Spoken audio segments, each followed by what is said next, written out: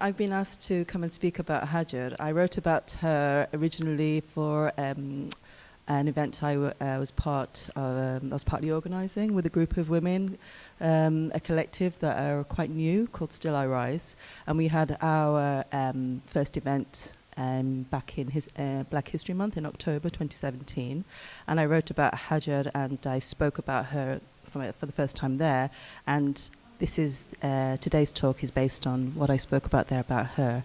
And today's title is Hajar, Lessons in Faith and Wilderness Survival for Our Times. In this speech, I want to discuss the life of Hajar, peace be upon her, and what her story symbolizes to me as a Muslim feminist, and what we can all learn from her faith and agency in wilderness times.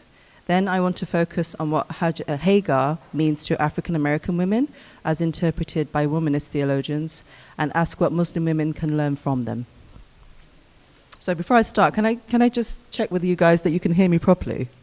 I'm not really, I have to hold this in my hand, so it's like, okay, if you bear with me, we'll start. So reflecting on Hajar, peace be upon her, Hajar being her name in the Muslim tradition, Hagar in the Christian and Jewish tradition. Her name says it all for me. Migrant, foreigner, refugee, one who migrated, made hijrah for God twice. Once when she joined Abraham and Sarah to become Sarah's handmaid and disciple in Tawheed, monotheism, and secondly when she and Ismail went into the wilderness of Mecca, and were left there by Abraham by the command of God to establish Tawheed in that barren wasteland. The one who brought life to the barren household of Abraham was the same woman chosen by God to give life and spiritual awakening to the barren desert in the valley of Becca, she who chose God instead of spiritual meltdown. So the story of when Abraham brings Hajar and Ismail to Becca is told in this excerpt that I'll read out of the hadith, the saying of the Prophet. It's number 583 in Sahih al-Bukhari, which is a collection, a well-known collection, as narrated by Ibn Abbas. So Abraham brought her and her son Ishmael, while she was nursing him, to a place near the Kaaba, under a tree on the spot of Zamzam, at the highest place in the mosque. During those days, there was nobody in Mecca, nor was there any water. So he made them sit over there and placed near them a leather bag containing some dates and a small water skin containing some water, and set out homeward. Ishmael's mother followed him, saying, "O Abraham, where are you going, leaving us in this valley where there is no person whose company we may enjoy, nor is there anything to enjoy?" She repeated that to him many times, but he did not look at her. Then she asked him, "Has Allah ordered you to do so?" He said, "Yes." She said, "Then he will not neglect us," and returned while Abraham proceeded onwards. And on reaching Thania, where they could not see him, he faced the Kaaba and raising both hands invoked Allah, saying the following prayers: "O Allah, I have made some of my offspring to dwell in a valley without cultivation by your sacred house, in order, O Allah, that they may offer prayer perfectly. So fill some hearts among men who love with love towards them, and provide them with fruits, so that they may give thanks." And that's actually mentioned, that part is mentioned in Surah Ibrahim in the Quran, in verse 37. So from what we know about Hajar from Hadith, she joined Abraham's household as a black handmaid, gifted to them by an Egyptian king, who in some reports was her father. Once Sarah presented her to Abraham to bear a child, the common practice at that time would have been to free her from service and marry her. But she would have still been the younger wife and had less status. Now Abraham took her on this journey with his firstborn son across a vast desert to place her in a wilderness. So what does she do when he turns around to leave? Sit down and accept her fate quietly, weep and plead with him to stay or take them back home? No, she asks him some key questions, and I want to go over those questions. First of all, why did he bring them to this wilderness? She asks this repeatedly, not just once. And he doesn't look at her or respond. What is Abraham thinking?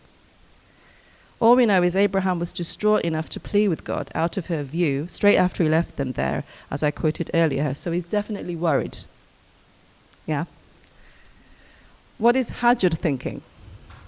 She needs to know why so she can accept this decision, which could be the end of her and their baby. She asks because it is her right to ask. She is teaching us that we have a right to ask questions to those in authority about our welfare and condition. We don't simply have to accept things as they are. So rather than just say, just be placed in a valley, desolate place with no one around, nothing, she asks him, why have you left us here? And that's quite a powerful thing to do for a woman, especially in this circumstance where there's just nothing there. She's been left all alone and doesn't really know why. Another question is, why send a black woman from a foreign culture to Becca? This woman, who is originally an Egyptian, why is she chosen to be placed in Becca for this mission? What is God saying about the vulnerable in society by choosing this woman who has just given birth to a small child? I think God uses Hajar and Ishmael as a metaphor. The weakest amongst you are just as human and dignified as the strongest. So everyone matters, regardless of social status, race, or wealth. Also, once Abraham says this is God's command, she accepts the mission to stay in the wilderness willingly, returns to her baby, and has firm faith and trust that God will not abandon them and will provide for them. This is a powerful symbol of a woman's right to raise her voice and concerns by questioning those in positions of authority in patriarchal society, even if they be a prophet of God and the first messenger of the monotheistic tradition. Yeah? She had a right to ask him. He's the head of the monotheistic tradition. She had a right to ask him. And he answered her question. For me, this is a deep metaphor for women and those in lower positions in society to raise their voices to seek justice in their wilderness, when injustice prevails. Hajar teaches us that we have a right to hold people in authority to account. We have power, we have agency, even in the worst times. When she quickly ran out of food and water, Hajar's flight, her sa'i, between the hills of Safa and Marwa, was an act of faith, an act of desperation in fight-flight mode, where she actually chose to do something instead of freeze or faint and dehydrate watching her baby die. She chose life and showed how to use one's agency in the face of crisis in the wilderness.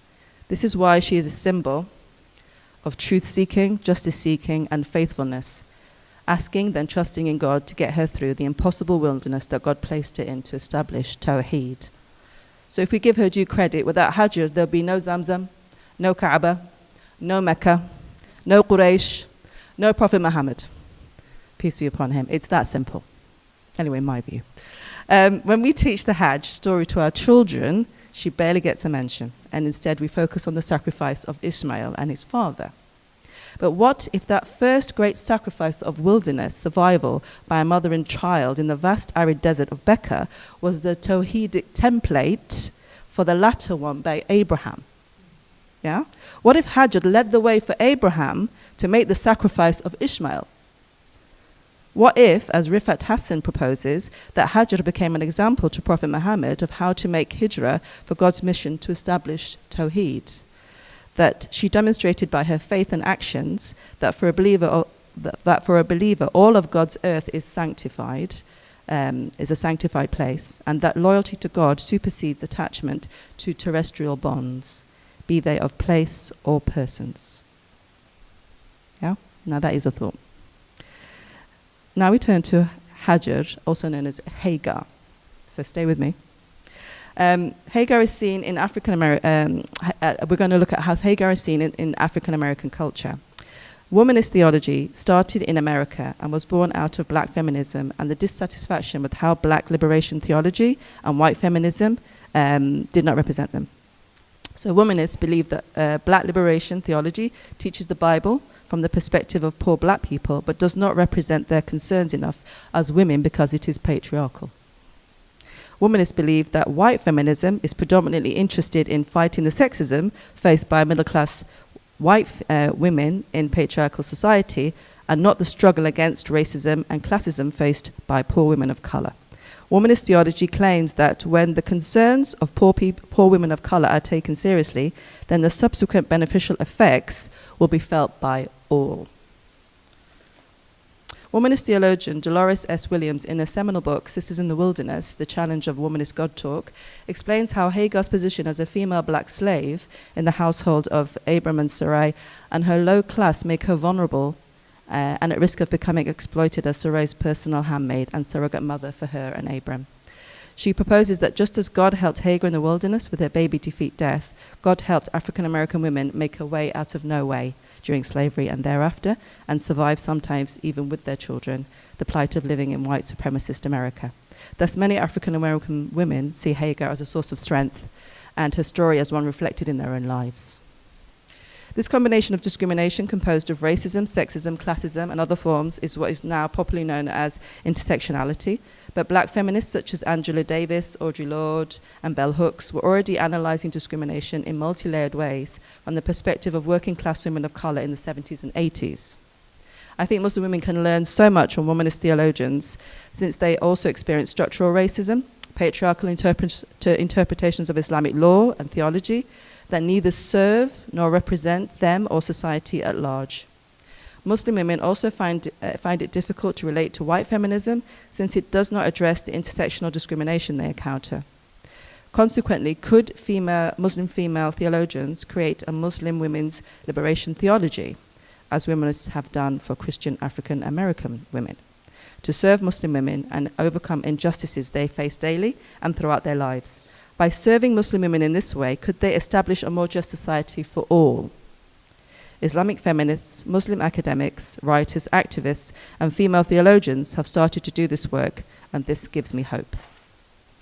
So in conclusion, for Muslim women and Islamic feminists, Hajar's story shows how a black woman of low status used her God-given agency and power to question patriarchal authority, had faith in God, and established Tawheed in a wilderness from which Islam flourished.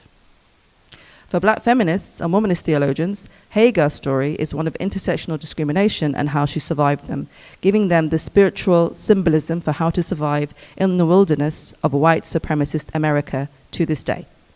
God-conscious Muslim and Christian women and men can be strengthened by the life and trials of Hajar. They can use their faith, creativity, and courage by engaging with the wilderness of a troubled world, in spite of the impossible injustices they face, raise their voices to question those in authority, and establish a better, more just world. Thank you.